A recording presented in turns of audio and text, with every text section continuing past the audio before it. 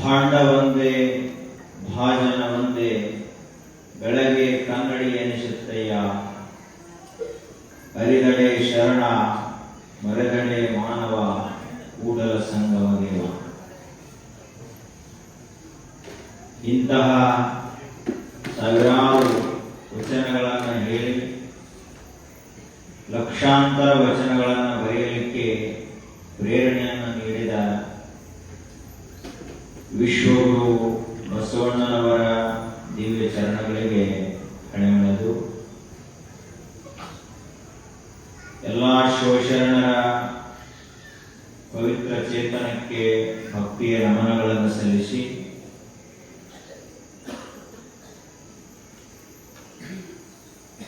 ಸುಕ್ಷೇತ್ರ ಬೆಳೂರಿನ ಆರಾಧ್ಯ ದೈವ ಕಾಲಭೈರವನಾಥನ ದಿವ್ಯ ಅಡಿದಾವರಗಳಿಗೆ ನಮನಗಳನ್ನು ಸಲ್ಲಿಸಿ ಮಹಾ ತಪಸ್ವಿಗಳಾಗಿ ಶಿವಯೋಗಿಗಳಾಗಿ ತ್ಯಾಗ ವೈರಾಗ್ಯದ ಮಹಾಪರ್ವತರಾಗಿ ನಿಂತಹ ಸರ್ವ ಭಕ್ತರ ಹೃದಯ ಮಂದಿರದ ಮೇಲೆ ವಿರಾಜಮಾನರಾದಂತಹ ರಾಜಯೋಗಿಗಳು ಶ್ರೀಮನ್ನಿರಂಜನ ಪ್ರಣವ ಸ್ವರೂಪಿ ಪರಮ ಪೂಜ್ಯ ಗುರುಬಸವ ಮಹಾಶಿವಯೋಗಿಗಳವರ ದಿವ್ಯ ಗದ್ದುಗೆಗೂ ಭಕ್ತಿಯ ನಮನಗಳನ್ನು ಸಲ್ಲಿಸಿ ತತ್ಸ್ವರೂಪರು ಶಿವಾನುಭಾವ ಸಂಪನ್ನರಾದಂತಹ ಪರಮ ಪೂಜ್ಯ ಶ್ರೀಮನ್ನಿರಂಜನ ಪ್ರಣವ ಸ್ವರೂಪಿ ಚನ್ನಬಸವ ಮಹಾಶಿವಯೋಗಿಗಳವರ ಪವಿತ್ರ ಗದ್ದುಗೆಗೂ ಹಣೆಮಣೆದು ಆಧ್ಯಾತ್ಮ ವೇದಿಕೆಯ ದಿವ್ಯ ಸಾನ್ನಿಧ್ಯವನ್ನು ವಹಿಸಿರುವ ಹಿರಿಯ ಪೂಜ್ಯರು ಪರಮ ಪೂಜ್ಯ ಸಿದ್ದೇಶ್ವರಪ್ಪಗಳವರ ಸೇವೆಯನ್ನು 10 ವರ್ಷಗಳ ಕಾಲ ಮಾಡಿರುವ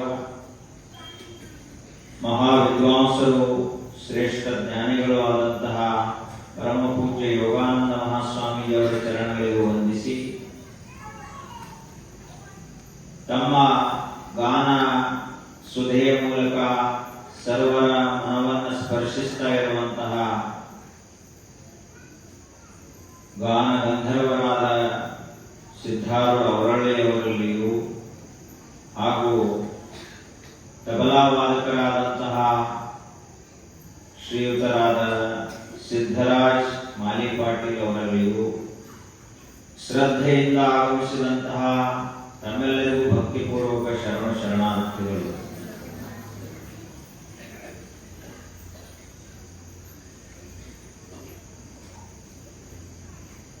ನಾವು ಕುಳಿತಂತಹ ಈ ನೆಲ ತಪಸ್ಸಿನ ನೆಲ. ಸಾಮಾನ್ಯವಾದ ಭೂಮಿಯಲ್ಲ, ಸಾಮಾನ್ಯವಾದ ಕ್ಷೇತ್ರವೂ ಅಲ್ಲ. ಯಾವ ಮನುಷ್ಯ ಇಂತಹ ಕ್ಷೇತ್ರಗಳಿಗೆ ಬಂದು ಹೋಗುತ್ತಾನಲ್ಲ ಅವನ ಜೀವನ ಸಾರ್ಥಕವಾಗುತ್ತದೆ. ಯಾವ ಮನುಷ್ಯ ಜೀವನದಲ್ಲಿ ಶಾಂತಿಯನ್ನು ಪಡೆಯಬೇಕಂತ ಬಯಸ್ತಾನಲ್ಲ ಅಂಥವನು ಹೋಗುವಂತಹ ಕ್ಷೇತ್ರಗಳೇ ಮಠ ಮತ್ತು ಮಂದಿರಗಳು. ಅದರಲ್ಲಿಯೂ ವಿಶೇಷವಾಗಿ ಅಂತರಂಗದ ಕಣ್ಣನ್ನ ತೆರೆಯುವಂತಹ ಒಂದು ದಿವ್ಯ ಶಕ್ತಿ ಯಾರು ಅಂದ್ರೆ ಗುರು. ಮಡಕೆಯ ಮಾಡುವಡೆ ಮಂಡೆ ಮೊದಲು, ತೊಡಿಗೆಯ ಮಾಡುವಡೆ ಹೊನ್ನೆ ಮೊದಲು. ಶಿವ ಪಥವನರಿವಡೆ ಗುರು ಪಥವೇ ಮೊದಲು. ಕೂಡಲ ಸಂಗಮ ದೇವರ ಅರಿವಡೆ ಶರಣರ ಸಂಘವೇ ಮೊದಲು ಅಂತ ಹೇಳಿದರು ಬಸವಣ್ಣ. ನಾವು ಗಡಿಗೆ ತಯಾರು ಮಾಡಬೇಕಾಗಿತ್ತು ಅಂದ್ರೆ ಮಣ್ಣು ಬೇಕು. ಮಣ್ಣಿಲ್ಲ ಅಂದ್ರೆ ಗಡಿಗೆ ತಯಾರು ಮಾಡಕ್ ಬರುವುದಿಲ್ಲ. ಈ ಜಗತ್ತಿನಲ್ಲಿ ಮಣ್ಣನ್ನ ಬಳಸದೇ ಒಂದು ಗಡಿಗೆಯನ್ನ ತಯಾರು ಮಾಡಂತ ಯಾವ ಕುಂಬಾರನು ಇಲ್ಲ. ಮಣ್ಣು ತಗೊಂಡನ ಮಣ್ಣಿನಿಂದಲೇ ಮಡಿಕೆ, ಮಣ್ಣಿನಿಂದಲೇ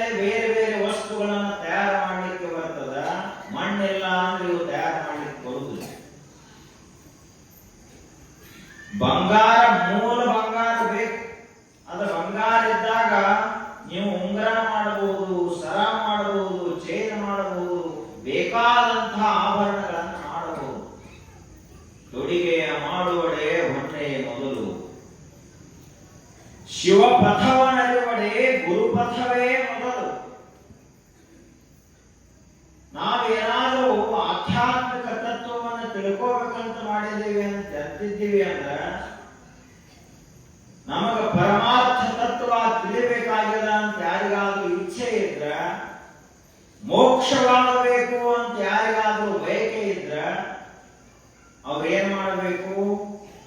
ಗುರುಪಥವೇ ಮೊದಲು. ಮೊದಲ ಗುರುಗಳ ದರ್ಶನ ತಗೋಬೇಕು, ಗುರುಗಳ ಸೇವಾ ಮಾಡಬೇಕು. ಗುರುಗಳ ಹತ್ತಿರ ಎತ್ತಾಗಿ ಪತ್ತಾಗಿ ಹಿತ್ತಲದ ಗಿಡವಾಗಿ ಮತ್ತೆ ಪಾದದ ಕೆಳವಾಗಿ ಗುರುವಿನ ಹತ್ತಲಿರು ಎಂದ ಸರ್ವಜ್ಞ ಅಂತ ಹೇಳ್ತಾರೆ. ಏನಾದ್ರೂ ನಾವು ಈ ಜೀವನದಲ್ಲಿ ಉದ್ಧಾರ ಆಗಬೇಕಾಗಿದ್ರೆ ಮೊಟ್ಟ ಮೊದಲು ಗುರು ಸೇವೆಯನ್ನು ಮಾಡಬೇಕು. ಅಂಥ ಮನುಷ್ಯ ಜಗತ್ತಿನಲ್ಲಿ ಜಗದ್ವಂದ್ಯನಾಗಿ ಬೆಳೀತಾನೆ. ಎತ್ತಾಗಿ ತೊತ್ತಾಗಿ ಹಿತ್ತಲದ ಗಿಡವಾಗಿ. ಹೆಂಗಿರ್ಬೇಕು ಗುರುಗಳ ಹತ್ತಿರ ಅಂದ್ರ, ನಾ ಬಹಳ ದೊಡ್ಡ ಸಾಹುಕಾರದಂತ ಹೇಳಿ ಗುರುಗಳ ಸಮೀಪ ಎಂದು ಬರಬಾರದು. ನಾನು ಊರಿನ ಗೌಡ ಅದನ್ನ ತಿಳ್ಕೊಂಡು ಒಳಗ ಅಹಂಕಾರ ತಿಳ್ಕೊಂಡು ಗುರುಗಳ ಹತ್ತಿರ ಬರಬಾರದು. ನನಗೇನು ಕಡಿಮೆ ಬರ್ತದ, ನಾನು ಬಹಳ ದೊಡ್ಡ ವಿದ್ಯಾವಂತ ಅಂತ ವಿದ್ಯಾವದದಿಂದ ತುಂಬಿಕೊಂಡು ಎಂದಿಗೂ ಗುರು ಸನ್ನಿಧಿಗೆ ಬರಬಾರದು. ಹೆಂಗ ಬರಬೇಕು ಅಂತ ಕೇಳಿದ್ರ, ಎತ್ತಾಗಿ. ಎತ್ತುಗಳ ಹೆಂಗ ಸೇವಾ ಮಾಡ್ತಾವಲ್ಲ ಹಂಗ ಎತ್ತಾಗಲ ಕಲಿ ಗುರು ಸನ್ನಿಧಿಯಲ್ಲಿ. ತ್ವತ್ತಾಗಿ ದಾಸ ದಾಸಿಯರು ಯಾವ ರೀತಿಯಾಗಿ ಸೇವಾ ಮಾಡ್ತಿರ್ತಾರಲ್ಲ ಆ ರೀತಿಯಾಗಿ ಗುರು ಸೇವೆಯನ್ನು ಮಾಡುವುದನ್ನು ಕಲಿ. ಹಿತ್ತಲದ ಗಿಡವಾಗಿ. ಹಿತ್ತಲದ ಗಿಡ ಯಾವ ರೀತಿಯಾಗಿ ಅದೆಲ್ಲ ಔಷಧಿ ದ್ರವ್ಯಗಳನ್ನು ಕೊಡ್ತದ, ಹಣ್ಣು ಹಂಪಲುಗಳನ್ನು ಕೊಡ್ತದ. ಆದ್ರೆ ಯಾರಿಗೂ ಕೂಡ ಗೊತ್ತಿರುವುದಿಲ್ಲ. ಮನೆಗೆ ಬಂದವರೆಲ್ಲ ಮುಂದಿರುವಂತಹ ಗಿಡ ನೋಡ್ತಾರೆ ಹೊರತು ಹಿತ್ತಲದೊಳಗೆ ಗಿಡ ಇರುವಂತಹ ಗಿಡ ಯಾರು ನೋಡುವುದಿಲ್ಲ. ನೀವು ಏನೇನು ಗಾರ್ಡನ್ದಲ್ಲಿ ಬೇರೆ ಬೇರೆ ಸಸಿಗಳನ್ನು ಹಚ್ಚಿರ್ತೀರಿ, ಅದನ್ನಷ್ಟೇ ಜನ ನೋಡಿ ಕೊಂಡಾಡಿ ಹೋಗುತ್ತಾರೆ. ಆದ್ರ ಹಿತ್ತಲದಲ್ಲಿರುವಂತಹ ಗಿಡವನ್ನು ಯಾರೂ ನೋಡುವುದಿಲ್ಲ, ಯಾರೂ ಕೊಂಡಾಡುವುದಿಲ್ಲ. ಆಗ ಗುರು ಸನ್ನಿಧಿಯಲ್ಲಿ ನಾವಿದ್ರೆ ಹೆಂಗಿರಬೇಕು ಅಂದ್ರೆ, ಯಾರಿಗೆ ಕಾಣಲಾರದಾಗ ಒಳ್ಳೆ ಸೇವಾ ಅಷ್ಟ ಮಾಡ್ತಾ ಇರಬೇಕು. ಈಗೆಲ್ಲ ಪ್ರವಚನ ನಡೀತದ, ಈಗೆಲ್ಲ ಜನ ಇರ್ತಾರ. ತಾವೆಲ್ಲ ಪ್ರಸಾದ ಮಾಡಿ ಹೋದ ನಂತರ ನಿಮಗೆ ಯಾರಿಗೂ ಕಾಣಿಸಲಾರದಂತೆ ಆ ಎಲ್ಲಾ ಪಾತ್ರೆಗಳನ್ನ ಸ್ವಚ್ಛ ಮಾಡಿ ರಾತ್ರಿ ಎಲ್ಲರಿಗಿಂತ ಕೊನೆಗೆ ಹೋಗ್ತಾರಲ್ಲ ಅವರು ನಿಜವಾದ ಗುರು ಸೇವಕರು.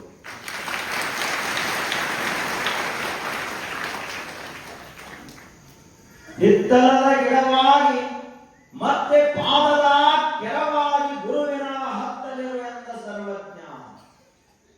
ಗುರುಗಳು ಬೈಲಿ ನಾವು ತಿದ್ಕೊಳ್ಳಿ ಅಂತ ಬೈತಾರೆ, ನಮ್ಮ ಮೇಲೆ ಸಿಟ್ಟಿಟ್ಟು ಬೈಯುವುದಿಲ್ಲ. ಗುರುಗಳು ಒಂದೇಟ ಹೊಡೆದ್ರು ಅಂದ್ರು ಅದೊಂದು ಆಶೀರ್ವಾದ ಅಂತ ತಿಳಿದುಕೋ. ಯಾಕೆ ಅಂದ್ರ ಅವರು ನಮ್ಮ ಉದ್ಧಾರವನ್ನು ಅಷ್ಟೇ ಬಯಸ್ತಾರೆ ಹೊರತು ನಾವು ಹಾಳಾಗಲಿ ಅಂತೆಂದು ಬಯಸುವುದಿಲ್ಲ. ಅದಕ್ಕೆ ನಾವು ಅಂತಹ ಗುರುಗಳನ್ನ ಸದಾ ಕಾಲದಲ್ಲಿಯೂ ಪೂಜಿಸಬೇಕು, ಆರಾಧಿಸಬೇಕು. ಕೂಡಲ ಸಂಗಮ ದೇವರ ನರಿವಡೆ ಶರಣರ ಸಂಘವೇ ಮೊದಲು. ದೇವರನ್ನೇನಾದ್ರೂ ತಿಳ್ಕೋಬೇಕಂತ ಮಾಡಿದ್ದೀವಿ ಅಂದ್ರ ಇಂತಹ ಶರಣರ ಸಂಘ ಏನದಲ್ಲ ಇಲ್ಲಿ ಬಂದು ಕುಂತೀವಿ ಅಂದ್ರೆ ಸಾಕು. ಇಲ್ಲಿ ಆಧ್ಯಾತ್ಮಿಕ ವಾತಾವರಣದಲ್ಲಿ ಒಂದು ತಾಸು ಕಳೆದಿವೆ ಅಂದ್ರೆ ಸಾಕು. ದೇವರಂದ್ರೆ ಏನು, ದೇವರನ್ನ ಕಾಣಬೇಕಾದ್ರೆ ನಾವು ಏನು ಮಾಡಬೇಕು ಅಂತ ಗೊತ್ತಾಗುತ್ತದ ಅಂತ ಹೇಳ್ತಾರೆ ಬಸವಣ್ಣ. ಅಂತಹ ಮಹಾ ಆಧ್ಯಾತ್ಮಿಕದ ಪಾರಮಾರ್ಥಿಕ ಪಥದಲ್ಲಿ ಸಾಗಿದಂತಹ ಒಬ್ಬರು ಶ್ರೇಷ್ಠ ಶಿವಶರಣರಾಗಿ ಹೋದರು. ಅವರು ಇಳಿಹಾಳ ಬೊಮ್ಮಯ್ಯ ಅಂತ ಅವರ ಹೆಸರು. ಬಹಳ ದೊಡ್ಡ ಒಕ್ಕಲೆ. ರೈತ. ಇಳೆಹಾಳ ಬೊಮ್ಮಯ್ಯನ ಹೆಸರು ಕೇಳದವರೇ ಇಲ್ಲ. ಯಾಕೆ ಅಂದ್ರ ಅಂತಹ ಶ್ರೇಷ್ಠ ಒಕ್ಕಲಿಗನಾದ. ಇದು ಬಾಗಲಕೋಟೆ ಜಿಲ್ಲೆಯ ಘಟಪ್ರಭಾ ನದಿಯ ದಂಡೆಯ ಮೇಲಿರುವಂತಹ ಒಂದು ಊರ ಇಳೆಹಾಳು ಅಂತ ಕರೀತಾರೆ. ಆ ಇಳೆಹಾಳದಲ್ಲಿ ಇವರು ಜನಿಸಿದರು, ಬೊಮ್ಮಯ್ಯನವರು ಜನಿಸಿದರು. ಒಕ್ಕಲತನದಲ್ಲಿಯೇ ಹಾಗೇ ಬೆಳೀತಾ ಹೋದ್ರು. ಒಕ್ಕಲತನದ ಒಂದು ವಿಶೇಷತೆ ಏನದ ಅಂದ್ರ ಸಣ್ಣವರಿರುವಾಗಲೇ ಅದನ್ನ ಮಾಡ್ಕೋತ ಹೋಗ್ಬೇಕು. ಅವಾಗ ಸರಿಯಾಗಿ ಒಕ್ಕಲತನ ಬರ್ತದೆ. ಎಲ್ಲಾದ್ರೂ ನಾವು 10ನೇತೆ 12ನೇತೆ ಡಿಗ್ರಿ ಮುಗಿಸಿ ಏನಾದ್ರೂ ಹೊಲಕ್ಕೆ ಬರ್ತಿದ್ದೀವಿ ಅಂದ್ರೆ ನಾವು ಒಕ್ಕಲತನ ಹತ್ತಂಗಿಲ್ಲ ಸರಿಯಾಗಿ. ಹುಡುಗ ಹುಟ್ಟುವುದನ್ನೇ ಒಕ್ಕಲಿಗರ ಮನೆಯಲ್ಲಿ ಹುಟ್ಟಬೇಕು. ಹುಟ್ಟಿನ ಕೂಡ ಅವನು ಏನಾದ್ರೂ ನೀವು ಒಂದು ಹಾಸ್ಟೆಲ್ ಇಟ್ರಿ ಅಂದ್ರೆ ಅವಾಗ ಒಕ್ಕಲತನ ಸರಿಯಾಗಿ ಬರುದು. ಹಾಸ್ಟೆಲ್ದಲ್ಲಿ ಏನ್ ದನಗಳಿರ್ತಾವೋ, ಏನ್ ಮೇವು ಹಾಕೋದಿರ್ತದೋ, ಕಸ ತೆಗೆ ಏನಿರ್ತದೆ. ಆದ್ರ ಈ ಇಳೆಹಾಳ ಬೊಮ್ಮಯ್ಯನವರು ಒಕ್ಕಲತನದ ಮನೆಯಲ್ಲಿ ಹುಟ್ಟಿದರು. ಬರೇ ಒಕ್ಕಲತನದ ಮನೆಯಲ್ಲಿ ಹುಟ್ಟಿದ ಮಾತ್ರಕ್ಕೆ ಒಬ್ಬ ಶೋಷಣನಾಗುವುದಿಲ್ಲ. ಕೋಟಿಗಟ್ಟಲೆ ಜನ ಒಕ್ಕಲಿಗರದಾರ, ರೈತರದಾರ. ಅವರು ಯಾರ ಹೆಸರನ್ನು ಶಿವಶರಣರ ಚರಿತ್ರೆಯಲ್ಲಿ ಬಂದಿಲ್ಲ. ಆದ್ರೆ ಬೊಮ್ಮಯ್ಯನವರ ಹೆಸರು ಮಾತ್ರ ಶಿವಶರಣರ ಚರಿತ್ರೆಯಲ್ಲಿ ಬಂದದ್ದು. ಯಾಕೆ ಬಂತು ಅಂದ್ರ ಕೋಳಿ ಕೂಗದ ಮುನ್ನ ಏಳುವುದು ದಿನನಿತ್ಯ, ದಯಾಳು ದೇವರನ್ನು ನೆನೆದರೆ ಆ ದೇವತಾ ಆಳೆ ನಾಳೆಯ ಸರ್ವಜ್ಞ ಅಂತ ಹೇಳ್ತಾರೆ. ಒಕ್ಕಲಿಗರು ಎಂದಿಗೂ ಸೂರ್ಯ ಉದಯ ಆದ ನಂತರ ಇತಿಹಾಸದಲ್ಲಿ ಯಾರು ಎದ್ದಿಲ್ಲ, ಹೇಳಕ್ಕೂ ಇಲ್ಲ. ಖರೆ ಒಕ್ಕಲಿಗರ ಮತ್ತೆ ಈಗಿನವರಲ್ಲ. ಈಗ ಮಕ್ಕಳ ಹೆಚ್ಚಾಯ್ತು, ಹಿಂಗಾಗಿ ತಿಳಿದಾಗ ಹೇಳ್ತಾರೆ.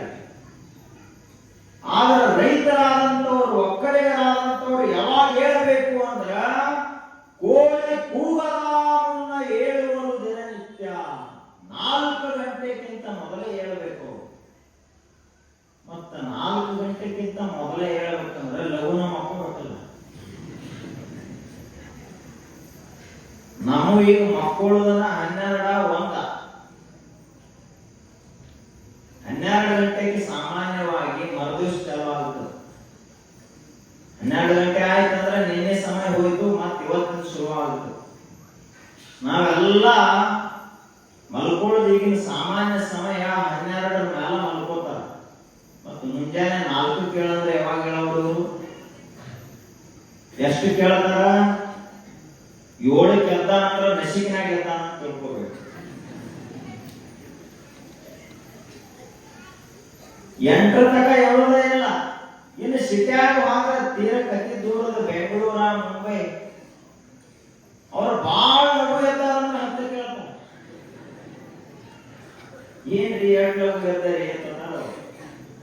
ಯಾಕಂದ್ರ ಬಿಲ್ಡಿಂಗ್ ಕಟ್ಸಿರ್ತಾರ, ಕಿಟಕಿಗಳಿರ್ತಾವ, ಕಿಟಕಿಗೆಲ್ಲ ಪರ್ದ ಹಾಕಿಬಿಟ್ಟಿರ್ತಾರ. ಅದು ಸೂರ್ಯ ಉದಯ ಆದದ್ದು ಗೊತ್ತಾಗುದಿಲ್ಲ, ಮುಳುಗಿದ್ದು ಗೊತ್ತಾಗುದು. ಕತ್ತಿನ ಕತ್ತಿ ಕೋಣೆ ಲೈಟ್ ಹಚ್ಚಿರ ಹಗಲಾತು, ಲೈಟ್ ಹಚ್ಚಕತ್ತೆ. ಆದ್ರೆ ಈ ಬೊಮ್ಮಯ್ಯನವರು ಸೂರ್ಯೋದಯಕ್ಕಿಂತ ಮೊದಲೇ ಎದ್ದು ಮತ್ತೆ ಏನ್ರೆ ಮಾಡ್ಕೊಂಡಿರ್ತಾರಂತ ಅಲ್ಲ. ಇವರು ಒಕ್ಕಲತನಕ್ಕೆ ಅತ್ಯಂತ ಆಧಾರಭೂತವಾಗಿದ್ದಂತವೇ ಎತ್ತುಗಳು. ನಂದಿ ಪರಮಾತ್ಮನನ್ನೇ ಹೊತ್ತುಕೊಂಡಂತ ನಂದೀಶ್ವರ, ಅವನು ಸೇವಾ ಮಾಡಬೇಕಲ್ಲ.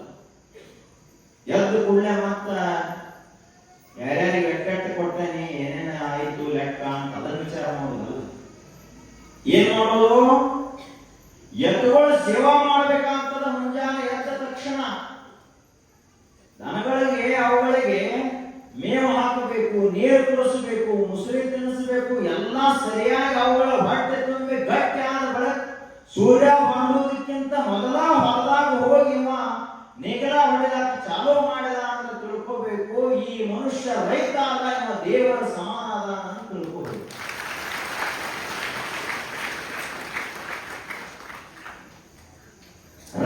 ಅಂದ್ರೆ ಬೇರೆ ಅಲ್ಲ, ಒಬ್ಬ ಸಂತ ಮಹಾತ್ಮ ಅಂದ್ರೆ ಬೇರೆ ಅಲ್ಲ. ಹೊರಗಿನ ಒಕ್ಕಲತನ ಮಾಡುವಂಥವ ರೈತನಾದ್ರ ಒಳಗಿನ ಒಕ್ಕಲತನವನ್ನು ಮಾಡುವಂಥವನೇ ಮಹಾತ್ಮನಾಗುತ್ತಾನೆ. ಹಂಗ ಆ ಬೊಮ್ಮಯ್ಯನವರು ಎದ್ದು ಅವು ದನಗಳಿಗೆಲ್ಲ ಮೇವು ಹಾಕಿ ಸ್ನಾನ ಮಾಡಿ ಹಣೆಯ ಮೇಲೆ ವಿಭೂತಿ ಧರಿಸಿಕೊಂಡು ಶಿವಪೂಜೆಯನ್ನ ಮಾಡಿ ಓಂ ನಮಃ ಶಿವಾಯ ಅಂತ ಹೇಳಿ ಷಡಕ್ಷರ ಮಂತ್ರವನ್ನು ಜಪ ಮಾಡ್ತಾ ಮಾಡ್ತಾ ಆ ಎತ್ತುಗಳಿಗಷ್ಟು ಪೂಜಾ ಮಾಡಿ, ಮೊದಲಿನ ಒಕ್ಕಲಿಗರು ಸ್ವಾಮಾರ ಎಂದು ಹೂಡುತ್ತಿದ್ದಿಲ್ಲ, ಈಗೂ ಕರೆ ಒಕ್ಕಲಿಗರು ಯಾವ ಹೂಡುವುದಿಲ್ಲ. ಸೋಮವಾರ ನಂದಿಯವಾರ ಶಿವನ ವಾರ ಅವತ್ತ ಎತ್ತುಗಳಿಗೆ ಮೈ ತೊಳೆದು ಸರಿಯಾಗಿ ವ್ಯವಸ್ಥೆ ಮಾಡಿ ವಿಶ್ರಾಂತಿ ಬಿಡಬೇಕು. ನಮಗೆ ಇವತ್ತು ಸೋಮವಾರ ಗೊತ್ತಾಗುವುದಿಲ್ಲ, ಮಂಗಳವಾರ ಗೊತ್ತಾಗುವುದಿಲ್ಲ. ಎಲ್ಲರೂ ಹೊರಗೆ ಟ್ರ್ಯಾಕ್ಟರ್ ಬಂದವು. ಟ್ರ್ಯಾಕ್ಟರ್ಗೆ ಮೈ ತೊಳಿಬೇಕಾಗಿಲ್ಲ, ಏನೋ ಹಾಕಬೇಕಾಗಿಲ್ಲ. ಆದ್ರೆ ಇಲ್ಲಿ ಹೆಂಗಿತ್ತು ಅಂದ್ರೆ ರೈತ ಅಷ್ಟು ಶ್ರದ್ಧೆಯಿಂದ ಎತ್ತುಗಳು ಸೇವಾ ಮಾಡುತ್ತೆ. ಒಂದು ಗೊತ್ತಿರಲಿ ನಿಮ್ಗ, ಕಾಲ ಎಷ್ಟಾಗಿದೆ, 21ನೇ ಶತಮಾನ ಆದ್ರೂ ಕೂಡ ಯಾವ ಮನುಷ್ಯ ಇವತ್ತಿಗೂ ಎತ್ತುಗಳ ಸೇವೆಯನ್ನು ಮಾಡ್ತಾನಲ್ಲ ಅಂಥವನಿಗೆ ದೇವರು ಕೈಲಾಸದಲ್ಲಿ ಪ್ರಥಮ ಪ್ರವೇಶ ಅವನಿಗೆ.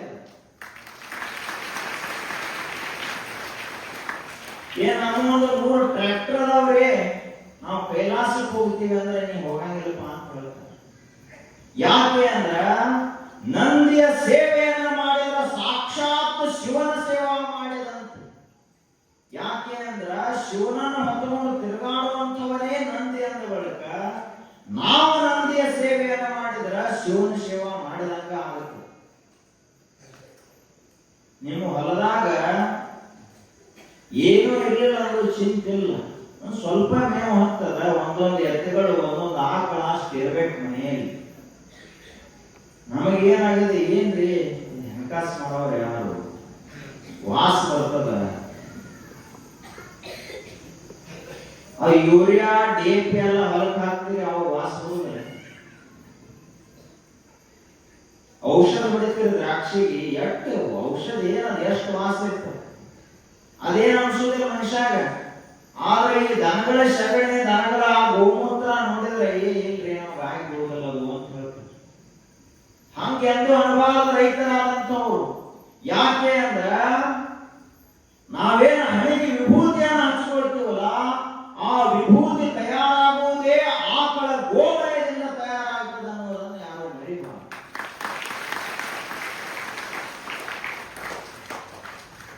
ನಮ್ಮಲ್ಲಿ ಜರ್ಸಿ ಆಕಳದವ್ರಿ, ಆ ಜರ್ಸಿ ಆಕಳ ಹೆಂಡಿದಿಂದ ನಾವು ಏನಾದ್ರು ಭಸ್ಮ ಮಾಡಿಲ್ಲ ಅಂತ ಯಾರು ಹೇಳ್ತಾರೆ?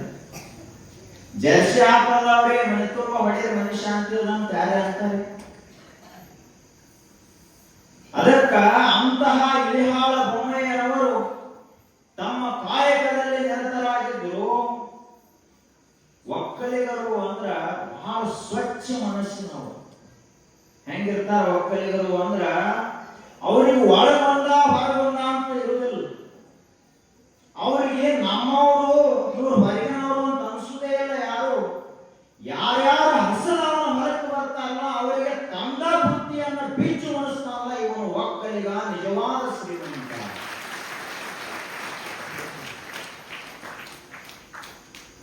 ಈಗ ಹಾಸ್ಟೆಲ್ಗೆ ಕಳಿಸ್ತಾರೆ, LKG UKG 1ನೇತೆ 2ನೇತೆ ಇಂಗ್ಲಿಷ್ ಮೀಡಿಯಂ ಶಾಲೆಗಳಿಗೆ ಏನು ಕಳಿಸ್ತಾರೆ ಮಕ್ಕಳನ್ನ.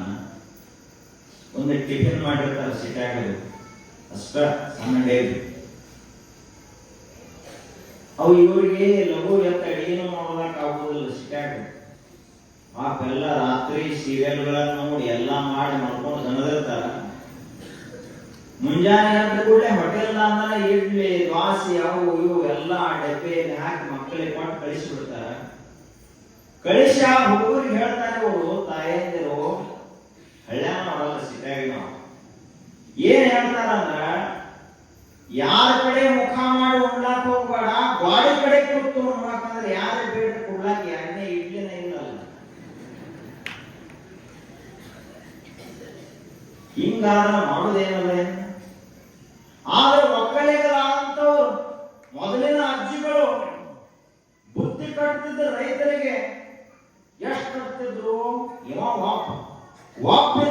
4 ಜನರ ಬುತ್ತಿಯನ್ನು ಕಟ್ತಿದ್ರು, ಇಬ್ಬರಿದ್ರು ಅಂದ್ರೆ 8 ಜನರ ಬುತ್ತಿಯನ್ನು ಕಟ್ತಿದ್ರು. ಯಾಕೆ ಅಂದ್ರ ಬಂದಾಗ ಅಕಸ್ಮಾತ್ ಯಾರಾದ್ರೂ ಬಂದ್ರ ನಮ್ಮಲ್ಲಿ ಬುತ್ತಿಲ್ಲ ಆಗಿಲ್ಲ ಅಂತ ಹೇಳಬಾರದು. ಯಾಕೆ ಅಂದ್ರೆ ರೈತ ಅಂದ್ರೆ ಭಿಕ್ಷೆಯನ್ನ ಬೇಡುವಂತವನಲ್ಲ, ಆತ ಅನ್ನದಾತ ಅಂತ ಅಜ್ಜಿಗಳು ತಿಳ್ಕೊಂಡಿದ್ರು.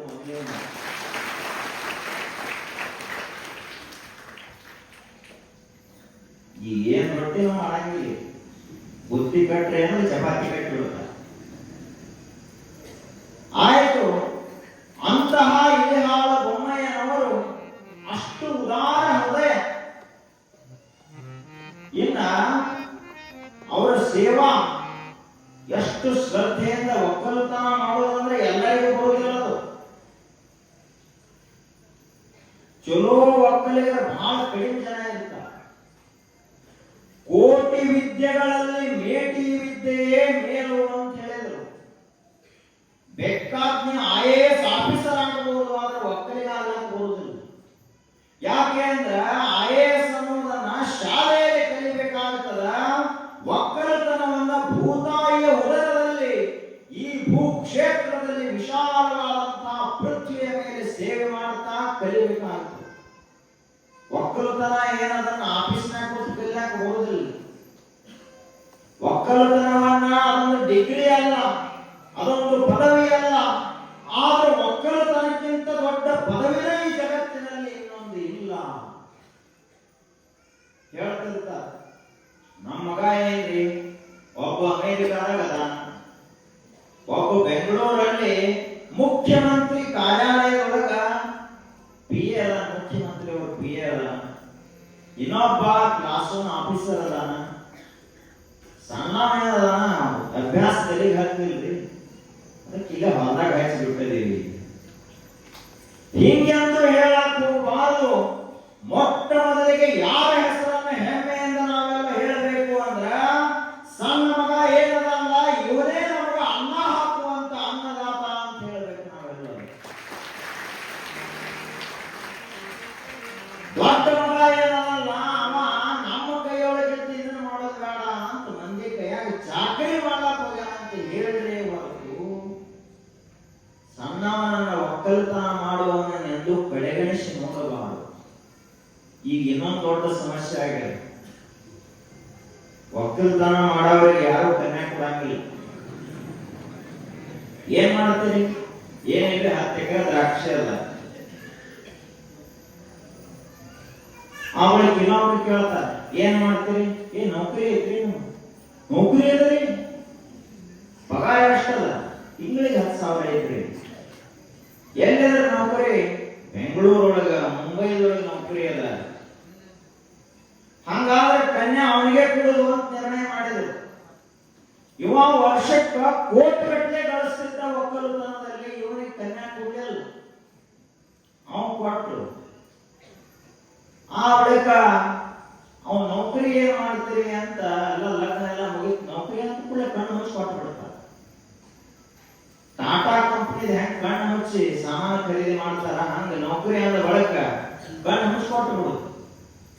ಆ ಬಳಿಕ ಲಗ್ನ ಆಗಿ ಕರ್ಕೊಂಡು ಹಾದ ಅಲ್ಲಿ ಬೆಂಗಳೂರಾಗ ಹೋಗಿ ನೋಡಿದ್ರೆ ನಾವು ಪ್ಯೂನ್ ಆಗಿದ್ದಲ್ಲಿ, ಗೇಟ್ ಕೀಪರ್, ವಾಚ್ಮನ್ ಕೆಲಸ ಮಾಡುವಂತಹ ಮನುಷ್ಯನಿಗೆ ಕನ್ಯಾ ಕೊಡ್ತಾರೋ ಅಥವಾ ಇಡೀ ಜಗತ್ತಿನಲ್ಲಿ ಮಾಲಕನಾಗಿರುವಂತಹ ರೈತನಿಗೆ ಕನ್ಯಾ ಕೊಡಬೇಕು ಅಂತ ವಿಚಾರ ಮಾಡಬೇಕು.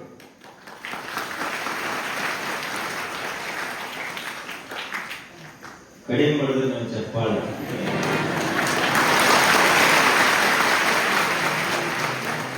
ಅಂದ್ರೆ ನೀವು ಮನಸ್ಸಿಲ್ಲ ಅಂತ ನೀವು ಹೇಳೋದು ಹೇಳಿ, ನಾವು ಮಾಡೋದು ಮಾಡ್ತೀವಿ.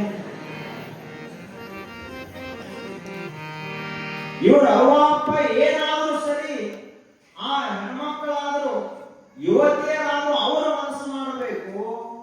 ಈ ಜಗತ್ತಿನಲ್ಲಿ ಎಲ್ಲರೂ ನೌಕರದಾರರು, ಚಾಕರಿಯನ್ನು ಮಾಡತಕ್ಕಂಥವರು, ರೈತನೊಬ್ಬನೇ ನಿಜವಾಗಿಯೂ ಮಾಲಕ ಅನ್ನೋದನ್ನು ಯಾರು ಮಾಡಿಲ್ಲ.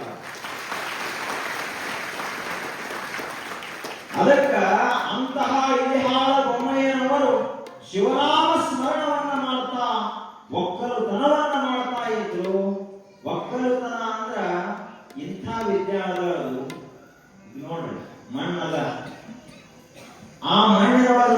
ಏನಾದ್ರು ಕಾಣಿಸ್ತದೆ? ಏನೇ ಕಾಣಿಸ್ತದೆ? ಏನೇನು ಇಲ್ಲ. ಆದ್ರ ಮಣ್ಣಿನೊಳಗೆ ಇಂಥ ಶಕ್ತಿ ಅದ, ಇಡೀ ಸಚರಾಚರ ಜಗತ್ತನ್ನ ಪೋಷಿಸುವಂತ ಅದ್ವಿತೀಯ ಶಕ್ತಿಯಲ್ಲಿ ಅಡಗದ, ಅಂದ್ರೆ ಮಣ್ಣಿನಲ್ಲಿ ಅಡಗದ. ಮಣ್ಣಿನಿಂದಲೇ ದ್ರಾಕ್ಷಿ, ಮಣ್ಣಿನಿಂದಲೇ ಜ್ವಾಳ, ಕಾಳ, ಗೋಧಿ, ಗೆಣಸ, ಏನಂತೀರಿ ಎಲ್ಲವೂ. ಈ ಜಗತ್ತಿನಲ್ಲಿ ಕಾಮಧೇನು, ಕಲ್ಪವೃಕ್ಷ, ಪರುಷಮಣಿ ಇವು ಏನೇನದಾವಲ್ಲ ಅವೆಲ್ಲ ಇಲ್ಲ ಅಂತಲ್ಲ. ಎಲ್ಲದಾವ ಅಂದ್ರ ಮಣ್ಣಿನಲ್ಲಿ ಅಡಗವ. ಮಣ್ಣೇ ನಿಜವಾದಂತಹ ಕಾಮಧೇನು, ಮಣ್ಣೇ ನಿಜವಾದಂತಹ ಕಲ್ಪವೃಕ್ಷ, ಮಣ್ಣೇ ನಿಜವಾದಂತಹ ಪರುಷಮಣಿ ಅನ್ನುವುದನ್ನು ಯಾರೂ ಮರೆಯಲಾಕ ಹೋಗಬಾರದು. ಅದಕ್ಕೆ ಎದ್ದ ಕೂಡಲೇ ಬೆಳಗಾಗಿ ನಾನೆದ್ದು ಯಾರ್ಯಾರ ನೆನೆಯಲ್ಲಿ ಎಳ್ಳು ಜೀರಿಗೆಯ ಬೆಳೆಯುವವಳ ಎದ್ದು ಒಂದು ಗಳಿಗೆ ನೆನದೇನ ಅಂತ ಈ ತಾಯಂದಿರ ಹಾಡಿದೆ. ಯಾರ ನೆನೆಸುದಪ್ಪ ಎದ್ದು ಕೂಡಲೇ? ಮಾವ ಏನ ನಮಗ ವರದಕ್ಷಿಣ ಕೊಡ್ಬೇಕಾಗಿತ್ತು, ಕೊಟ್ಟಿಲ್ಲ, ನಾವು ನೆನೆಸ್ಬೋದು ಕೂತೀವಿ. ಅವ ಸಾಲ ಕೊಡಾವಿದ್ ನಮ್ಗೆ ಕೊಟ್ಟಿಲ್ಲ, ಬಡ್ಡಿ ಕೊಡಾವಿದ್ ಕೊಟ್ಟಿಲ್ಲ, ಇದನ್ನ ನೆನೆಸುವುದಲ್ಲ. ನಮ್ಮ ಹೊಟ್ಟೆಯನ್ನು ತುಂಬಿಸಿ ನಮ್ಮನ್ನ 100 ವರ್ಷಗಳ ಕಾಲ ಪೋಷಿಸುವಂತ ಭೂತಾಯಿಯನ್ನು ನೆನೆಸಬೇಕು. ಯಾಕೆ ಅಂದ್ರೆ ಭೂತಾಯಿಗಿಂತಲೂ ದೊಡ್ಡ ತಾಯಿಯೇ ಜಗತ್ತಿನಲ್ಲಿ ಇಲ್ಲ ಅಂತ ನಾವು ಮರಿಬಾರದು. ಅಂತಹ ಒಕ್ಕಲುತನದ ದಿವ್ಯ ವಿದ್ಯೆಯ ಕುರಿತು, ಒಕ್ಕಲಿಗನ ಜೀವನದ ಕುರಿತು, ಆತನ ಭವ್ಯ ಬದುಕಿನ ಕುರಿತು ಒಂದು ತತ್ವ. ಶಿವನ ನಂದಿಯನ್ನು ಭೂಲೋಕಕ್ಕೆ ಕಳಿಸಿದ,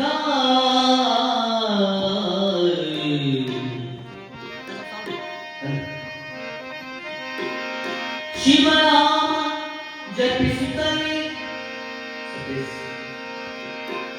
ಭವದ ಹಸಿವನ್ನು ನೀಡಿದೆ ರೈತಣ್ಣ.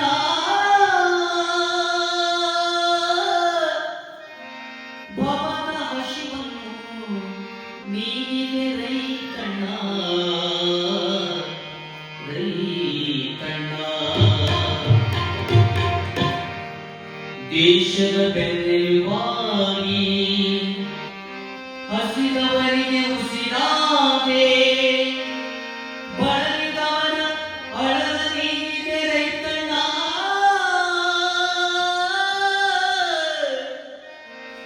ಬಳಲಿದವರ ಅಳಲ ನೀಡಿದೆ ರೈತಣ್ಣ.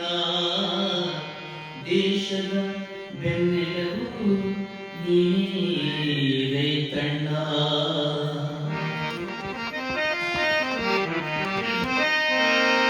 ಕೂಲಿಯ ನಾಲ ಏರಿ ಕುಂತು ನಡೆಸದ ಚಾಲ, ರೈತರಿಗೆ ಬಂದಿತು ಕುತ್ತಿಗೆ ಶೂಲ.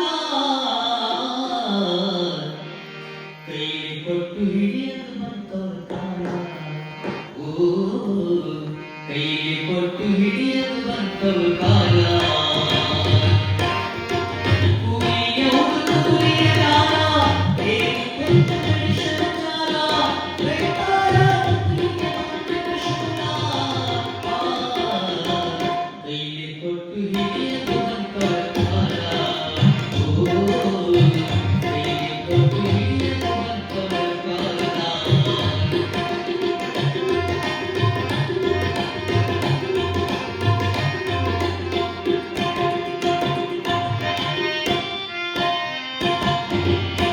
ಕೂಲಿ ಮಾಡೋದೊಂದೇ ಕುಲ, ಕೂಲಿ ಮಾಡೋದೊಂದೇ ಕುಲ,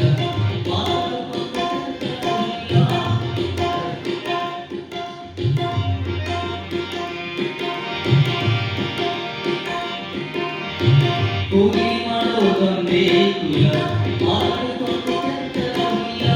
ನಿನ್ನ ಮುಂದ ಆಗಂಗಿಲ್ಲ, ಮುಂದ ಹೋದರೆ ಕೊಂಡರೆಲ್ಲ. ನಿನ್ನ ಮುಂದ ಆಗಂಗಿಲ್ಲ, ಮುಂದ ಹೋದರೆ ಕೊಂಡರೆಲ್ಲ. ಗುಂಪೆಯನ್ನು ಕರೆಸಿ ನಮ್ಮ ಕೊಟ್ಟಿಲ್ಲ, ಮುಂದ ಹೋಗಿ ಸಿಕ್ಕೋಬೇಡ ಹೊಲ. ಮುಂದ ಹೋಗಿ ಸಿಕ್ಕೋಬೇಡ ಹೊಲ.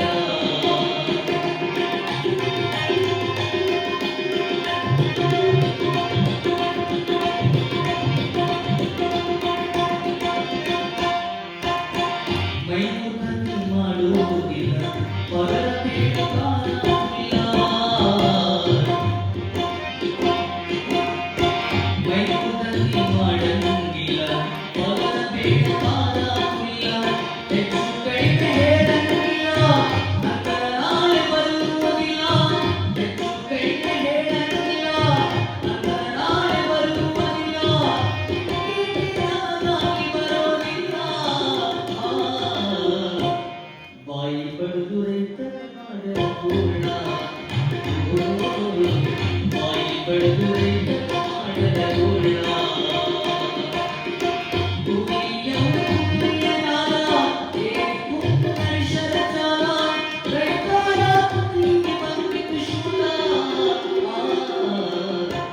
ಕೈಗೆ ಕೊಟ್ಟು ಕೈಗೆ ಕೊಟ್ಟು ಹಿಡಿಯದ ಕಾಲ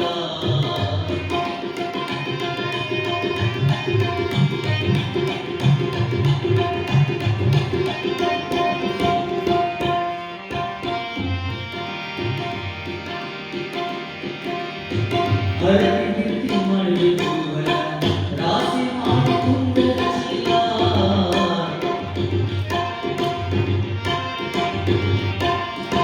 ಹರಡಿ ಮಾಡಬೇಕು ಹೊಲ ರಾಶಿ ಮಾಡಿಕೊಂಡು ಚೀಲ ಬೆಳ್ಯಾರ ತಗದ ಸಾಲ ಅಡ್ಡಿಗೆ ಹಚ್ಚನ ಮಾಲ ಬೆಳ್ಯಾರ ತಗದ ಸಾಲ ಅಡ್ಡಿಗೆ ಹಚ್ಚನ ಮಾಲ ಬಡ್ಡಿಗತ್ತ ಹೊಡೆದು ಪದರ ಕಲಿಕಿಲ್ಲ ಅಡತಿಯವರು ಕುಂತದ ನಾಲ ಅಡತಿಯವರು ಕುಂತದ ನಾಲ ಭೂಮಿಯವರು ಕುದುರೆಯ ಕಾಲ ಕುಂತ ಮನುಷ್ಯನ ಚಾಲ ರೈತರ ಕುದುರೆಗೆ ಬಂದಿತು ಶೂಲ ಕೈಲಿ ಕೊಟ್ಟು ಹಿಡಿಯುವಂತವ ಕಾಲ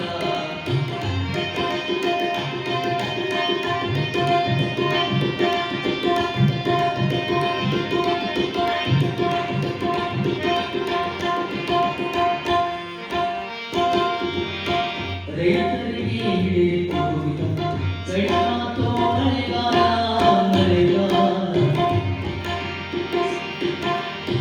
ರೈತರಿಗೆ ಹಿಡಿದು ಕೈಮಾತೋ ಮಳೆಗಾಲ ಮಾಡಿದ ಸಾಲ ಮುಕ್ತಾಯಿಲ್ಲ ಪರಿಹಾರ ಹೊರಸಾಲ ಮಾಡಿದ ಸಾಲ ಮುಕ್ತಾಯಿಲ್ಲ ಪರಿಹಾರ ಹೊರಸಾಲ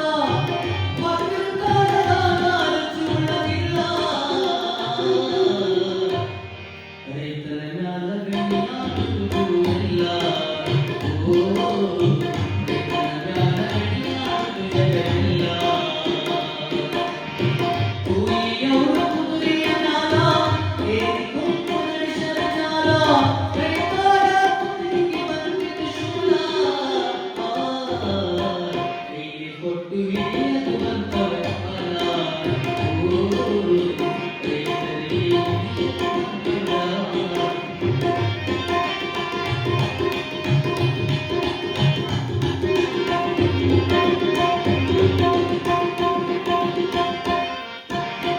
ಕೊಟ್ಟಿ ಗುಣ ಬಿಡಬೇಕು ಮಗ ಭಕ್ತಿಯಿಂದ ದುಡಿಯುವುದು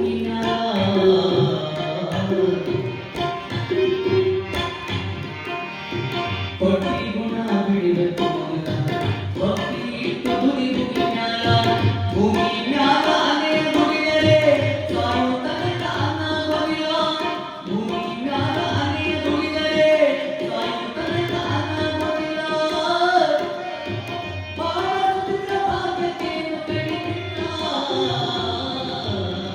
ಉದ್ದಿವಾಡಿ ಚಂದ್ರಸೇನ ಕವಿಗುಲ್ಲ ಉದ್ದಿವಾಡಿ ಚಂದ್ರಸೇನ ಕವಿಗುಲ್ಲ ಭೂಮಿಯವರು ಕುದುರೆಯ ನಾಲ ಏರಿಕೊಂಡ ಮನುಷ್ಯರ ಜಾಲ ರೈತರ ಕುದುರೆಗೆ ಬಂದಿತು ಶೂಲ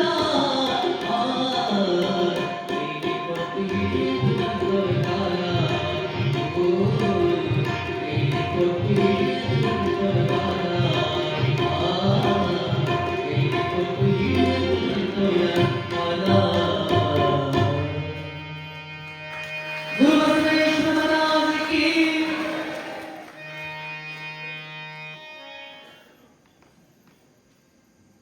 ಕೂಲಿಯವರು ಕುರಿನ ಕೂತಾರ ಕಾಡಿದರು. ರೈತರ ಪರಿಸ್ಥಿತಿ ಈಗ ಬಹಳ ಕಷ್ಟದಾಗ್ಯದ. ಅದಕ್ಕ ರೈತರಾದಂಥವರು ಬಹಳ ಜಾಗ್ರತೆಯಿಂದ ದುಡಿಬೇಕಾಗುತ್ತೆ. ಹಂಗ ಇಳೆಹಾಳ ಬೊಮ್ಮಯ್ಯನವರು ಅತ್ಯಂತ ಶ್ರದ್ಧೆಯಿಂದ ಭೂಮಿ ತಾಯಿ ಮ್ಯಾಲ ರೈತ ಒಂದು ವೇಳೆ ಸರಿಯಾಗಿ ನಂಬಿಕೆಯನ್ನು ಇಟ್ಟರೆ ಈ ಭೂಮಿ ತಾಯಿ ಎಂದಿಗೂ ಆತನನ್ನು ಕೈ ಬಿಡುವುದಿಲ್ಲ. ನಂಬಿದಂತಹ ಹೆಂಡತಿ, ಮಕ್ಕಳು, ಗಂಡ, ಬಂಧು ಬಾಂಧವರಿಗೆಲ್ಲ ಕೈ ಬಿಡಬಹುದು. ಆದರೆ ಎಲ್ಲರನ್ನ 100 ವರ್ಷಗಳ ಕಾಲ ಪಡೆಯುವಂತಹ ಈ ಭೂತಾಯಿ ರೈತನನ್ನು ಎಂದಿಗೂ ಕೈ ಬಿಡುವುದಿಲ್ಲ. ಯಾಕೆ ಅಂದ್ರ ಇಲ್ಲಿಯವರೆಗೆ ಭೂತಾಯಿ ನಮಗೆ ಎಂದಿಗೂ ಕೂಡ ಒಂದು ಬೀಜ ಹಾಕಿದೀವಿ ಅಂದ್ರೆ ಅದರಿಂದ ವಿಷಪೂರಿತವಾದಂತಹ ಬೆಳೆಯನ್ನು ಎಂದಿಗೂ ಕೊಟ್ಟಿಲ್ಲ. ಸದಾ ಕಾಲ ಅಮೃತದ ರೂಪವಾದ ಅನ್ನವನ್ನೇ ಕೊಟ್ಟದ ಭೂಮಿ. ಯಾವ ರೈತರಿಗೂ ಕೂಡ ಈ ಭೂಮಿ ಮೋಸವನ್ನು ಮಾಡಿಲ್ಲ. ರೈತರೇನ ಭೂಮಿ ಮಾರ್ತಾರೆ ಹೊರತು ಭೂತಾಯಿ ಎಂದಿಗೂ ರೈತರನ್ನು ಕೈ ಬಿಟ್ಟಿಲ್ಲ. ಹಂಗ ಅಷ್ಟು ಶ್ರದ್ಧೆಯಿಂದ ಭೂಮಿಯ ಮ್ಯಾಲ ಶ್ರದ್ಧೆ ಇಟ್ಟಿದ್ದ ಇಳಿಹಾಳ ಬೊಮ್ಮಯ್ಯ. ಎತ್ತುಗಳ ಮೇಲೆ ಶ್ರದ್ಧೆಯನ್ನು ಇಟ್ಟಿದ್ದ. ಅಷ್ಟೇ ಅಲ್ಲದೆ ಪರಮಾತ್ಮನ ಮೇಲೆ ಶ್ರದ್ಧೆಯನ್ನಿಟ್ಟು ದುಡಿತಾ ಇದ್ದ. ಆದ್ರೆ ಉಳಿದವರಿಗಿಂತಲೂ ರೈತನ ಜೀವನ ಯಾಕೆ ಭಿನ್ನ ಅಂದ್ರ, ಈಗ ನೌಕರಿ ಮಾಡೋರಿಗೆ ಅದು ತಾರೀಕು 31 ಮುಗಿತು ಅಂದ್ರೆ ಪಗಾರ ಬಂದ್ಬಿಡ್ತದ ಅವ್ರಿಗೆ. ಆದ್ರೆ ರೈತರಿಗೆ ಹಂಗಿಲ್ಲ. ಇಲ್ಲಿ ಪಗಾರ ಕೊಡೋರು ಯಾರು ಅಂದ್ರೆ ದೇವರ ಪಗಾರ ಕೊಡ್ತಾನ ರೈತರಿಗೆ. ಹೀಗಾಗಿ ದೇವರ ಯಾವಾಗ ಕೊಡ್ತಾನೋ ಯಾವಾಗಿಲ್ಲೋ ಅಂತ ಸರಿಯಾಗಿ ಹೇಳಿಕ್ಕೆ ಬರುವುದಿಲ್ಲ. ಬರಗಾಲ ಬಂತು ಅಂದ್ರೆ ರೈತರ ಜೀವನ ಕಣ್ಣೊಳಗಿನಿಂದ ಬರೇ ಕಣ್ಣೀರು ಹರಿಯುವುದಿಲ್ಲ, ರಕ್ತ ಕಣ್ಣೀರು ಹರಿಯುತ್ತದೆ. ಬರಗಾಲ ಬಹಳ ಕೆಟ್ಟ. ಬರಗಾಲ ಒಂದು ವೇಳೆ ಏನಾದ್ರೂ ಜೋರಾಗಿ ಬಡಿತು ಅಂದ್ರೆ ಮುಗಿತು. ಅದಕ್ಕ ಹಿಂದಿನ ರೈತರು ಒಂದು ಮಾತು ಹೇಳ್ತಾ ಇದ್ರು, ಬರ ಬೀಳಬೇಕು ಆದ್ರ ಹಸಿ ಬರ ಬೀಳಬೇಕು, ಒಣ ಬರ ಬೀಳಬಾರದು. ಹಸಿ ಬರ ಅಂದ್ರೆ ಏನು? ಮಳೆ ಆಗಿ ಬೆಳೆ ಹೋಗುವುದು, ಬೆಳೆ ಬರಲಾರ್ದಂಗ ಆಗುವುದು. ಒಣ ಬರ ಅಂದ್ರ ಮಳೆನ ಆಗುವುದಿಲ್ಲ. ಮಳೆನ ಆಗುವುದಿಲ್ಲ ಅಂದ್ರೆ ಒಳಗೆ ಒಂದು ಹುಲ್ಲು ಕಟ್ಟಿ ಬೆಳೆಯುವುದಿಲ್ಲ. ಹಳ್ಳ, ಹೊಳೆ, ಕೆರೆ, ಬಾವಿ ಎಲ್ಲವೂ ಬತ್ತಿ ಹೋಗುತ್ತದೆ. ಪಶು ಪಕ್ಷಿಗಳಿಗೆ ಕುಡಿಲಿಕ್ಕೆ ನೀರಿಲ್ಲ, ತಿನ್ನಲಿಕ್ಕೆ ಕಾಳು ಇಲ್ಲ, ಕಣಿಕೆ ಇಲ್ಲ. ಮನುಷ್ಯರಿಗೆ ತಿನ್ನಲಿಕ್ಕೆ ಅನ್ನ ಇಲ್ಲ. ಗಿಡದ ಕೆಳಗೆ ಕುಂತನಂದ್ರ ನೆರಳಿಲ್ಲ. ಎಲ್ಲಾ ಗಿಡಗಳು ಒಣಗಿ ಹೋಗಿರ್ತಾವ. ಅಂತಹ ಬರಗಾಲ ಒಂದು ವೇಳೆ ಏನಾದರೂ ಬಂತು ಅಂದ್ರ ರೈತರ ಪರಿಸ್ಥಿತಿ ಬಹಳ ಕಷ್ಟ ಆಗುತ್ತೆ. ಹಂಗ ಇಳಿಹಾಳ ಬೊಮ್ಮಯ್ಯನವರ ಕಾಲದಲ್ಲಿ ಒಂದು ಭೀಕರ ಬರಗಾಲ ಬಿತ್ತು. ಬರಗಾಲ ಬಿದ್ದಾಗ ಎಲ್ಲಿಯೂ ಕೂಡ ನೀರಿಲ್ಲ, ಮೇವಿಲ್ಲ, ಅನ್ನ ಇಲ್ಲ. ಎಲ್ಲರೂ ಕೂಡ ದೂರ ದೂರ ನೀರು ಎಲ್ಲೆಲ್ಲ ಅಲ್ಲಿ ಹೋದ ಊರು ಬಿಟ್ಟು ಬಿಟ್ಟು. ಆ ಬಳಿಕ ಕೊನೆಗೆ ಎಲ್ಲರೂ ಪ್ರಾರ್ಥನೆಯನ್ನು ಮಾಡಿದರು. ಇವರ ಪ್ರಾರ್ಥನೆಯನ್ನು ಮೆಚ್ಚಿ ಪರಮಾತ್ಮ ಮಳೆಯನ್ನು ಸುರಿಸಿಬಿಟ್ಟ. ನೋಡ್ರಿ, ಬ್ಯಾಸಿಗೆಯಲ್ಲಿ ಮಳೆ ಆದ್ರೆ ಏನಾಗ್ತದ? ಕಾದ ಹಂಚಿನ ಮ್ಯಾಲ ನೀರು ಹಾಕಿದಂಗ ಆಗ್ತದೆ. ಹಂಗ ಬರಗಾಲದಲ್ಲಿ ಮಳೆ ಜೋರಾಗಿ ಬಿತ್ತು. ಬಿದ್ದ ನೀರ ಭೂಮಿಯಲ್ಲಿ ಇಂಗಲಿಲ್ಲ, ಎಲ್ಲ ಹರ್ಕೊಂಡು ಹೋಯಿತು. ಆ ಬಳಿಕಿನ ಹಸಿ ಆಗ್ಯದಂತ ಬಿತ್ತುನು ಅಂದ್ರ ಬೀಜಕ್ಕಿಟ್ಟಂತಹ ಕಾಳನ್ನು ಕೂಡ ಹೊಟ್ಟೆ ಹಸಿವುದಾಗ ಅದಕ್ಕೆಲ್ಲ ತಿಂದು ಬಿಟ್ಟಿತ್ತು. ಏನ್ ಮಾಡೋದಿನ್ನ? ಅದಕ್ಕೆ ದೂರ ಎಲ್ಲೋ ತಿರುಗಾಡ್ಕೋ ಹೋದ ಬಳಿಕ ಒಂದು 5 ಸೇರ ಕಾಳ, ಕಡ್ಲೆ ಕಾಳ ಈ ಬೊಮ್ಮಯ್ಯನವರಿಗೆ ಸಿಕ್ಕು. ಅವುಗಳನ್ನೇ ಈತ ತೆಗೆದುಕೊಂಡು ಬಂದ ಇನ್ನು ಬಿತ್ತಬೇಕು. ಹಸಿ ಆಗಿಲ್ಲ ಅಂದ್ರೆ ಬಿತ್ತೋದು ಹೆಂಗೆ ಸರಿಯಾಗಿ? ಅದಕ್ಕ ಏನ್ ಮಾಡಿದವ, ಹಂಗ ಬಿತ್ತಿದ್ವು ಅಂದ್ರೆ ಲಘು ನಾಟಿ ಬರುವುದಿಲ್ಲ ಅಂತ ತಿಳ್ಕೊಂಡು ಕಾಳ ನೆನೆಲಾಕಿತ್ತು. ರಾತ್ರಿ 5 ಸೇರ ಕಾಳ, ಕಡ್ಲೆ ಕಾಳುಗಳನ್ನು ನೀರಾಗಿ ನೆನೆಲಾಕಿತ್ತು. ಯಾರು ಚಲೋ ಒಕ್ಕಲಿಗಿರ್ತಾರ ಅವ್ರಿಗೆ ಇವೆಲ್ಲ ಗೊತ್ತಿರ್ತಾವ. ಪಕ್ಕ ಹಸಿ ಆಗಿಲ್ಲ ಅಂದ್ರೆ ಬೀಜ ನೆನಾಕಿಟ್ಟು ಬಿತ್ತಬೇಕು, ತಾನ ನಾಟಿ ಬರ್ತಾವ. ಹಂಗ ನೆನಾಕಿಟ್ಟ ಮುಂಜಾನೆ ಬುಟ್ಟಿಯನ್ನು ಹೊತ್ಕೊಂಡು ಹೊಲಕ್ಕ ಬಿತ್ತಲಿಕ್ಕೆ ಅಂತ ಸೂರ್ಯೋದಯಕ್ಕಿಂತ ಮುಂಚೆ ಹೋದ. ಇನ್ನೇನು ಬಿತ್ತಲಿಕ್ಕೆ ಪ್ರಾರಂಭ ಮಾಡಬೇಕು ಅಂತ ಸೂರ್ಯೋದಯ ಆಗ್ತಾ ಇತ್ತು. ಅಷ್ಟೊತ್ತಿಗೆ ಶ್ರೀಶೈಲಕ್ಕೆ ಮಂದಿ ಪಾದಯಾತ್ರೆ ಮಾಡ್ತಿತ್ತು. ಪಾದಯಾತ್ರೆ ಹೋಗುವಾಗ ಬರಗಾಲ ಮೊದಲೇ ಯಾರಿಗೂ ಗೊತ್ತಿಲ್ಲ, ಕಾಣಿಲ್ಲ, ನೀರಿಲ್ಲ. ಅಂಥದ್ರೊಳಗ ಇವನು ತಲೆ ಮೇಲೆ ಏನು ಬುಟ್ಟಿಯನ್ನು ನೋಡಿದ್ರು. ಪಾದಯಾತ್ರೆಗೆ ಬರುವಂತಹ ಜನ ಬಹುತೇಕ ಇದು ಬುದ್ಧಿನಾದ ಅಂತ ತಿಳ್ಕೊಂಡು ಹೋದ ಪ್ರಾಣ ಬಂದಂಗಾಯ್ತು. ದೇವರ ನಮಗ ಮಲ್ಲಯ್ಯನ ಕಳಿಸ್ಕೊಡ್ತಾನ ಅಂತ ತಿಳ್ಕೊಂಡು ಬಿಟ್ರು. ಆ ಬಳಿಕ ಏನಾದ್ರೂ ಮಾಡಿ ಕೈ ಮುಗಿದ್ರೆ ಅವರೆಲ್ಲರೂ ಶ್ರೀಶೈಲಕ್ಕೆ ಹೋಗುವಂತಹ ಭಕ್ತರು ಕೈ ಮುಗಿದು ಕೇಳ್ಕೊಂಡ್ರು ಬೊಮ್ಮಯ್ಯನಿಗೆ, ನಮಗ ಬೇಡಾಗ್ತದೇವ ಅಂತ ಹೇಳಿ ತಪ್ಪು ತಿಳ್ಕೋಬೇಡಪ್ಪ. ರೈತನೇ ನಿಜವಾಗಿ ಈ ಜಗತ್ತಿನಲ್ಲಿ ದೇವರ. ನೀ ಬೀಜ ಬಿಟ್ಟು ತಡ ನಡೆದಿತ್ತು, ಆದ್ರೆ ಈಗ ನಮಗೆ ನೀನು ಏನಾದರೂ ಈ ಬುದ್ಧಿಯನ್ನು ಕೊಡದೆ ಹೋದ್ರೆ ನಾವು ಯಾರು ಉಳಿಯಂಗಿಲ್ಲ ಅಂತ ಹೇಳಿದ್ರು. ಅವಾಗ ಬೊಮ್ಮಯ್ಯ ಅಂದ, ನಾನೇನು ಅಷ್ಟು ಕಟುಕನಿಲ್ಲ ಅಂತ ತಲೆ ಮೇಲಿನ ಬುದ್ಧಿಯನ್ನು ಕೆಳಗಿಳಿಸಿ ಅವೇನು ನೆಲದ ಗುಗ್ರಿಯಂಗಾಗಿತ್ತು ಕಾಳುಗಳು, ಎಲ್ಲಾ ಕಾಳುಗಳನ್ನು ತಿನ್ಲಿಕ್ಕೆ ಕೊಟ್ಟು ಎಲ್ಲರೂ ಸರಿಯಾಗಿ ತಿಂದು ಅಲ್ಲೇ ಮಣ್ಣಿನ ಒಂದು ಪ್ರಯಾಣದಲ್ಲಿ ಮಣ್ಣಿನ ಹರಿವೆಯಲ್ಲಿದ್ದಂತ ತಂಪಾದ ನೀರು ಕುಡಿದ್ರು. ಆರಾಮಾಯ್ತು, ಸಂತೋಷ ಆಯ್ತು. ಸದಾ ಕಾಲ ನೀನು ಸುಖವಾಗಿರುವಂತ ಆಶೀರ್ವಾದವನ್ನು ಮಾಡಿದ್ರು. ಕೊನೆಗೆ ಒಂದು ಮುಷ್ಟಿಯಷ್ಟು ಕಡ್ಲಿಕಾಳು ಉಳಿದಿತ್ತು. ಅವರು ಬಾದ್ರು ಶ್ರೀಶೈಲಕ್ಕ, ಇವ ಮುಷ್ಟಿಯಷ್ಟ ಏನ್ ಕಡ್ಲಿಕಾಳು ಉಳಿದಿದ್ದು ಅವುಗಳನ್ನೇ ಓಂ ನಮಃ ಶಿವಾಯ ಅಂತ ತಿಳಿದುಕೊಂಡು ಮಹಾಮಂತ್ರ ಜಪ ಮಾಡ್ಕೋತ ದೇವರ ನಾಮಸ್ಮರಣ ಮಾಡ್ತಾ ಎತ್ತಿಗೆ ನಮಸ್ಕಾರ ಮಾಡಿ, ಭೂತಾಯಿಗೆ ನಮಸ್ಕಾರ ಮಾಡಿ, ತಾಯಿಯೇ ನಾನೆನಗ ಒಂದು ಚೀಲ ಉಳಿ ತುಂಬಿದ್ರು ಅಷ್ಟ ಅದ, ಒಂದು ಮುಷ್ಟಿಯಷ್ಟು ಉಳಿ ತುಂಬಿದ್ರು ಅಷ್ಟ ಅದ, ನೀನ ಇವುಗಳನ್ನ ಬೆಳೆಸಬೇಕು ಅಂತ ಭೂಮಿ ಮೇಲೆ ಭಾರ ಹಾಕಿ ದೇವರ ಮೇಲೆ ಭಾರ ಹಾಕಿ ಬಿತ್ತಿ ಮನೆಗೆ ಹೋದ. ಕೆಲವು ತಿಂಗಳ ಕಳೆದು ನೋಡ್ತಾ ನೋಡ್ತಾ ಇರುವಾಗ ಬೆಳೆ ಚೆನ್ನಾಗಿ ಬೆಳ್ಕೋತ ಬಂತು. ಕೊನೆಗೆ ರಾಶಿಯನ್ನ ಮಾಡಿ ನೋಡಿದ್ರ ಪರಮಾತ್ಮನ ಲೀಲೆ, ಭೂತಾಯಿಯ ಚಮತ್ಕಾರ. ಅವ ಬೆಳೆದಿದ್ರೆ ಬರೀ 10 ಚೀಲ ಬೆಳೆತಿತ್ತು, 100 ಚೀಲ ಬೆಳೆತಿದ್ದಲ್ಲ. ಶ್ರೀಶೈಲದ ಮಲ್ಲಯ್ಯ ನನ್ನ ಭಕ್ತರಿಗೆ ಹೊಟ್ಟೆಗೆ ನೀ ಹಾಕಿದ ಮೂಲಕ ನಿನ್ನ ಹೊಟ್ಟೆಯನ್ನು ನಾನು ಕಸ್ಕೊಳ್ಳುವುದಿಲ್ಲ ಅಂತ ತಿಳ್ಕೊಂಡು 100 ಚೀಲ ಕೊಟ್ಟು ಬಿಟ್ಟ. ಬೊಮ್ಮಯ್ಯ ಅದನ್ನೆಲ್ಲ ತನಗ ಇಟ್ಟುಕೊಳ್ಳಿಲ್ಲ, ಊರು ತುಂಬ ದಾನ ಮಾಡಿದ ಬಡಬಗ್ಗರಿಗೆ, ತನಗಾಗಿ ಅಂತ ಸ್ವಲ್ಪ ಇಟ್ಟುಕೊಂಡ. ಅಂತಹ ಬೊಮ್ಮಯ್ಯ ಎಷ್ಟು ಪರಿಶ್ರಮ ಇರಬಾರದು.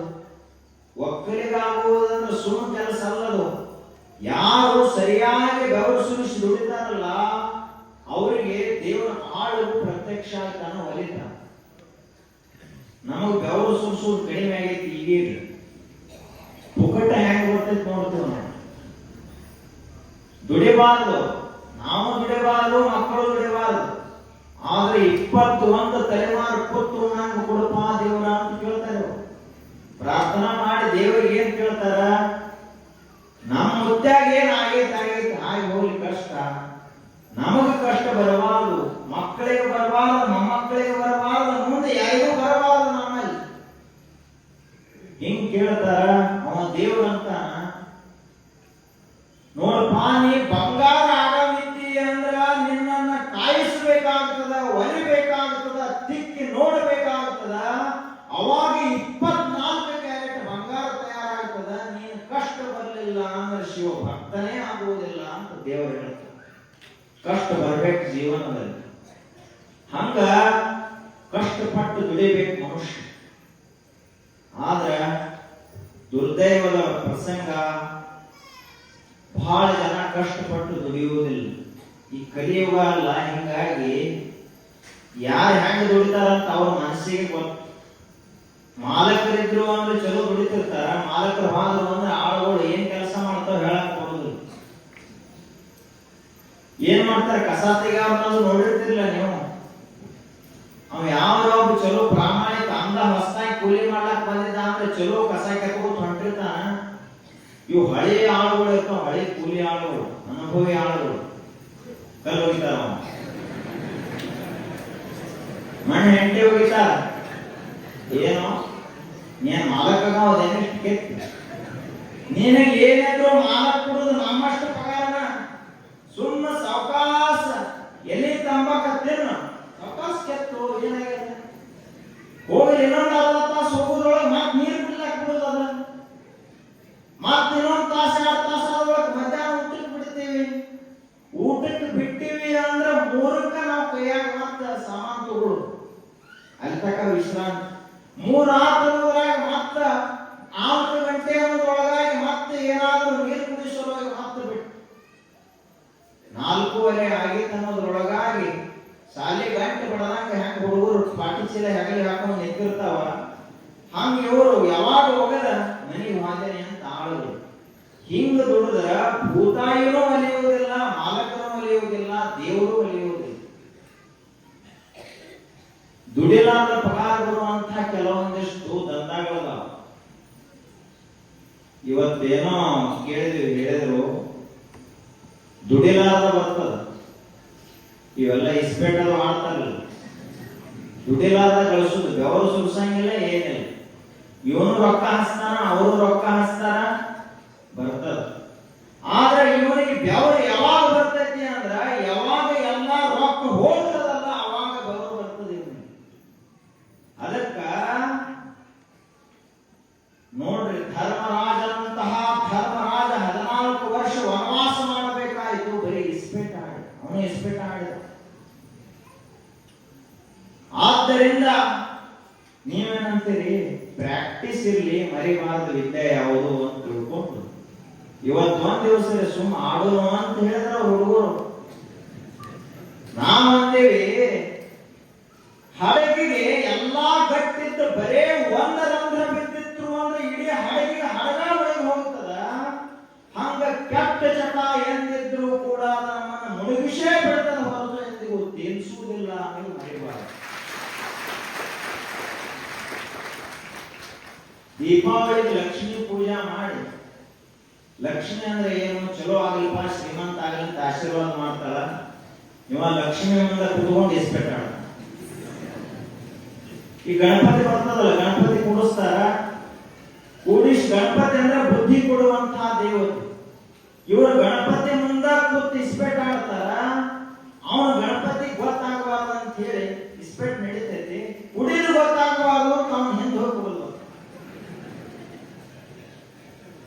ಹಿಂಗೆಲ್ಲ ಚಟ ಕಲಿಸುವಂತಹ ದೇವರುಗಳೆಲ್ಲವೂ ನಿಜವಾಗಿ ನಮಗೆ ಸಂಸ್ಕಾರವನ್ನು ಕೊಡುವಂತವರವ ನೋಡ್ರಿ ಇಷ್ಟೆಲ್ಲ ಭಕ್ತಿ ಅದ ಎಲ್ಲ ಅದ ಆದ್ರೂ ಕೂಡ ಇಂತಹ ಕೆಲವೊಂದಿಷ್ಟು ಹವ್ಯಾಸಗಳು ನಮ್ಮಲ್ಲಿ ಹಂಗ ಉಳಿದು ಮಾತು ಅಂದ್ರ ಇಷ್ಟೆಲ್ಲ ಭಕ್ತಿ ಅದ ಗುರು ಬಸವೇಶ್ವರ ಮಹಾಶಿವಯೋಗಿಗಳ ಮ್ಯಾಲ ಕಾಲಭೈರವನಾಥನ ಮ್ಯಾಲ ಆದ್ರ ನಾವು ಇಂಥ ಕೆಲವೊಂದಿಷ್ಟು ಚಟಗಳನ್ನ ಬಿಡದೇ ಹೋದ್ರ ಗುರುಬಸವ ಶಿವಯೋಗಿಗಳು ಎಂದೂ ನಮ್ಗೆ ಸರಿಯಾಗಿ ಆಶೀರ್ವಾದ ಮಾಡುವುದಿಲ್ಲ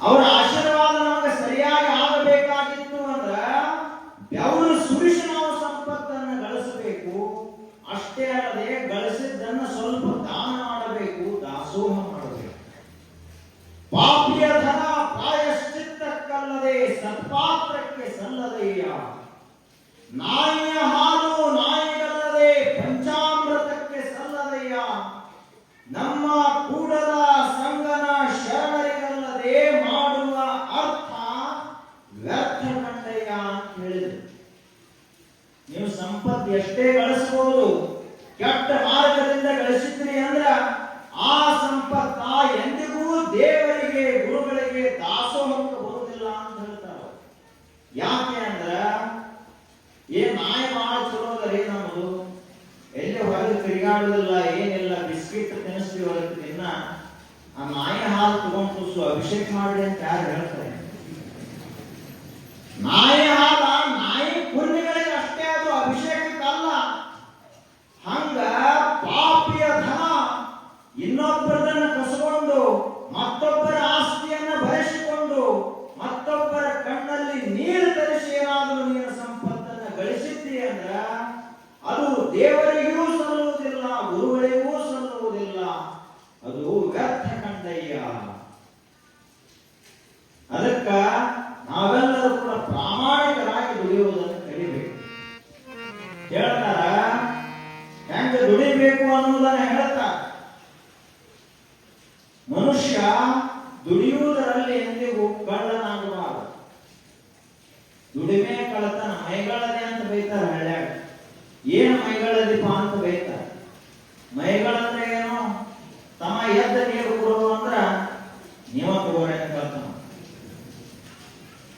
ಆ ಬಳಿಕ ಅಲ್ಲಿ ಏನೋ ವಸ್ತು ಕೊಡ ಅಂತ ಹೇಳಿದ್ರ ಸರ್ಕೋತ ಹೋಗಿ ಕೊಡ್ತಿದ್ದ ಅಂತ ತಿಳ್ಕೋಬೇಕು ಈ ಹುಡುಗ ಮೈಗಳ ಐತಿ ಅಂತ.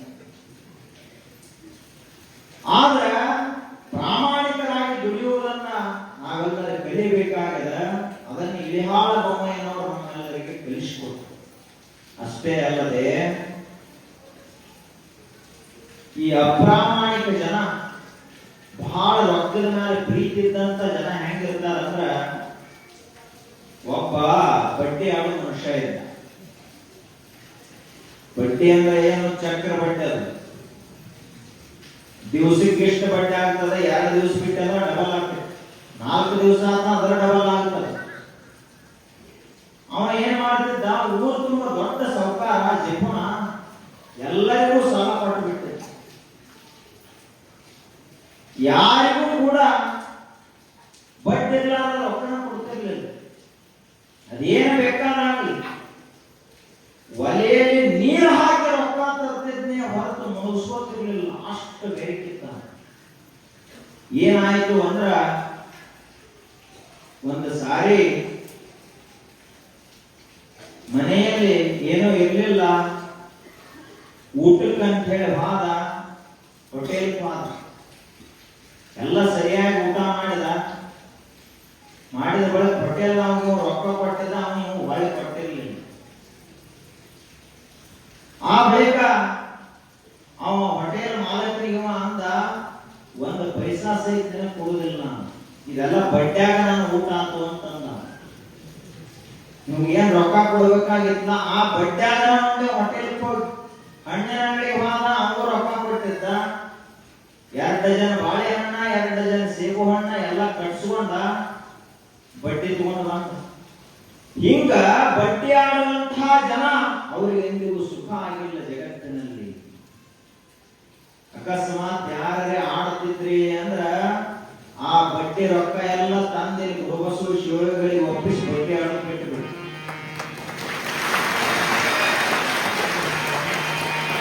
ಅಕಸ್ಮಾತ್ ಏನಾದ್ರೂ ನೀವು ಹಂಗ ಆಡ್ಕೋತ ಹೋದ್ರಿ ಅಂದ್ರ ಗುರುಬಸವ ಶಿವಯೋಗಿಗಳು ಯಾರಿಗೂ ಬಡ್ಡಿ ಆಡಂತ ಹೇಳಿಲ್ಲ. ಅವರು ಹೇಳಲಾರದಂತಹ ಕೆಲಸವನ್ನು ನಾವು ಯಾರು ಮಾಡಬಾರದು.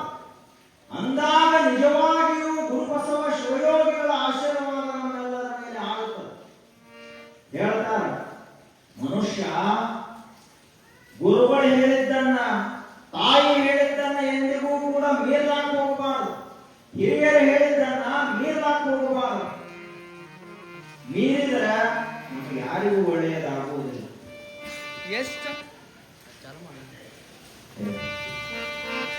ಎಷ್ಟಂತ ಗಳಿಸಿ ಗಳಿಸಿಡತಿ ನೀ ಹೋಗುವಾಗ ಏನೇನು ಒಯ್ಯತಿ. ಸುಮ್ಮನೆ ನಂದು ಎನ್ನುತ್ತಾ ಬಾಯ್ ಬಡ್ಕೋತಿ, ಬಾಯ್ ಬಡ್ಕೋತಿ. ಎಷ್ಟಂತ ಗಳಿಸಿ ಗಳಿಸಿಡತಿ, ಎಷ್ಟಂತ ಗಳಿಸಿ ಗಳಿಸಿಡತಿ ನೀ ಹೋಗುವಾಗ ಏನೇನು ಒಯ್ಯತಿ, ನೀ ಹೋಗುವಾಗ ಏನೇನು ಒಯ್ಯತಿ. ಸುಮ್ಮನೆ ನಂದು ಎನ್ನುತ್ತಾ ಬಾಯ್ ಬಡ್ಕೋತಿ, ಬಾಯ್ ಬಡ್ಕೋತಿ, ಬಾಯ್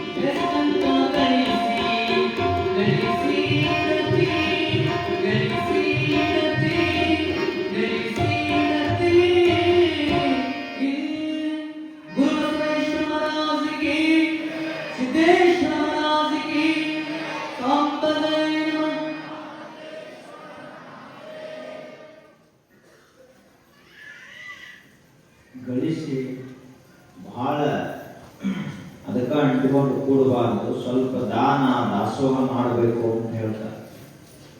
ಹಿಂಗ ಒಂದ್ಸಾರಿ ಒಬ್ಬರು ಮಹಾತ್ಮರು ಸಾಧುಗಳು ಭಿಕ್ಷಾ ಬೇಡಲಿಕ್ಕೆ ಒಂದು ಮನೆ ಮುಂದೆ ಹೋಗಿ ನಿಲ್ತಾರೆ. ಆ ಮನೆಯಲ್ಲಿರುವಂತಹ ಗೃಹಿಣಿ ತಾಯಿ ಒಂದು ದಿವಸನೂ ಒಬ್ಬರಿಗೂ ಏನನ್ನು ಕೊಟ್ಟಿರಲಿಲ್ಲ, ಅಷ್ಟು ಜಪುಣ. ಆ ಬಳಿಕ ಅವರು ಬರುವುದನ್ನು ನೋಡಿ ಓಂ ಭವತಿ ಭಿಕ್ಷಾ ಅಂತೇಳಿ ಭಿಕ್ಷಾ ನೀಡಮ್ಮ ಅಂತ ಕೇಳಿದ್ರು. ಬಾಗಲ ಹಾಕಿಬಿಡ್ಲ,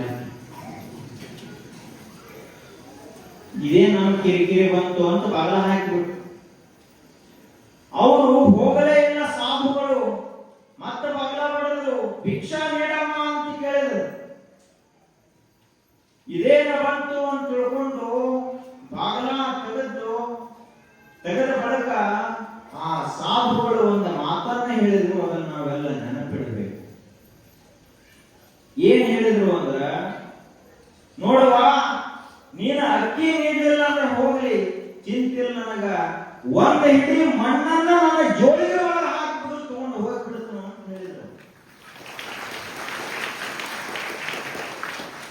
ಆಗ ಆ ಹೆಣ್ಮಗಳಂದು, ಅಲ್ರಿ ಈಗಾಗಲೇ ಅದರಲ್ಲಿ ಏನೇನೋ ಹಾಕಿರಿ, ಅಕಸ್ಮಾತ್ ನಾ ಮಣ್ಣು ಹಾಕಿದ್ದೀನಿ ಅಂದ್ರ ಅದನ್ನ ಆರಿಸ್ಲಾಕ ದಿವಸ ಆದ್ರೂ ಕಲ್ಲ ಇವೆಲ್ಲ ಕಾಳುಗಳನ್ನ ಬೇರ್ಪಡಿಸೋದು ಬಹಳ ಕಷ್ಟ ಆಗ್ತದ ಅಂತ ಹೇಳಿದ್ರು. ಅವಾಗ ಅವರು ಶಿವಯೋಗಿಗಳು ಮಹಾತ್ಮರು ಹೇಳಿದ್ರು, ನನಗ ಇದನ್ನ ಆರಿಸ್ಲಾಕ ಒಂದ್ ದಿವಸ ಅಲ್ಲ ಒಂದು ವಾರ ಆದ್ರೂ ಚಿಂತಿಲ್ಲ, ಆದ್ರೆ ನೀ ದಾನ ಮಾಡಲಾರ್ದ, ಈ ದಾನದ ಸಂಸ್ಕಾರ ಇರಲಾರ್ದ ಅಕಸ್ಮಾತ್ ಸತ್ತಿ ಅಂದ್ರೆ ನರಕಕ್ಕೆ ಹೋಗಬೇಕಾಗುತ್ತದ. ಅದಕ್ಕಾಗಿ ಮಣ್ಣನ್ನಾದ್ರೂ ಹಿಂಗ ಕೊಡುವಂತಹ ಸಂಸ್ಕಾರ ನಿನಗೆ ಬರಲಿ, ದಾನ ಮಾಡುವಂತಹ ಸಂಸ್ಕಾರ ನಿನಗೆ ಬರಲಿ ಅಂತ ತಿಳ್ಕೊಂಡು ಮಣ್ಣು ಹಾಕ್ತಾನೆ, ಹಾಕು ಅಂತ ಹೇಳೇನಂತಂದ್ರು. ನೋಡ್ರಿ, ಅಷ್ಟು ಜೀವನಂತೂ ಯಾರು ಇಲ್ಲ. ಅದಕ್ಕ ಇಲ್ಲೆಲ್ಲರೂ ಕುಡ್ಕೊಂಡು ಒಂದು ಯೋಜನೆ ಮಾಡ್ಯಾರ. ತಾಯಂದ್ರ ಗಮನಕ್ಕೆ, ಎಲ್ಲರೂ ಮುಂಜಾನೆ ರೊಟ್ಟಿ ಮಾಡ್ತಿರಲ್ಲ, ಮೊಟ್ಟ ಮೊದಲನೆಯ ರೊಟ್ಟಿ ಗುರು ಬಸವೇಶ್ವರನ ಮಠಕ್ಕ ಅಂತ ತೆಗೆದಿರ್ಬೇಕು.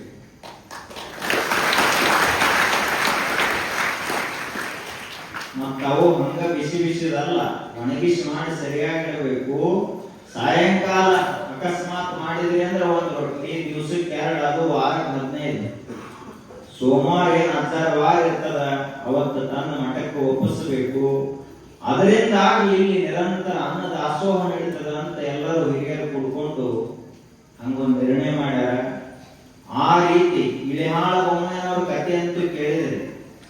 ಅವರು ಬಿತ್ತು ಬೀಜ ದಾನ ಮಾಡಿದರು, ದಾಸೋಹ ಮಾಡಿದರು.